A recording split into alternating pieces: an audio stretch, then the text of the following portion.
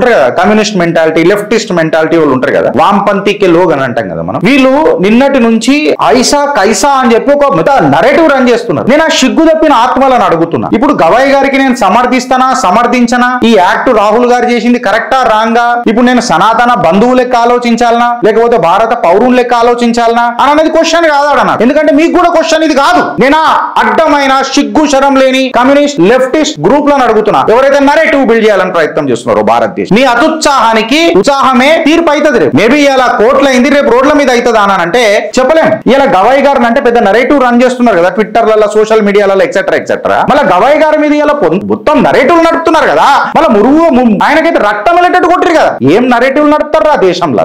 వా ఒకడు దళితుడు, ఇంకొకడు కాదా? ఆయన ఏం తప్పు చేసిండ్రా? ఎందుకు అక్కడ అటాక్ చేసిన వాళ్ళు ముస్లింలనా? జుబేర్ గారు ఎట్లా తీసుకొస్తున్నారు దీన్ని మొత్తం? ఇప్పుడు అగర్ కూడా వాళ్ళ ముస్లిం కమ్యూనిటీని ఏమన్నా అనుంటే అఖిలాండ కోటి బ్రహ్మాండ నాయకుడు శ్రీ మహావిష్ణువుని అవమానించినప్పుడు లేదా ఈ దళితుడు పట్ల ఇంత ఘోరాతి ఘోరంగా అటాక్ అయితే ఎందుకు? బీజేపీ రక్తానికి బీజేపీ ఉంటుందా?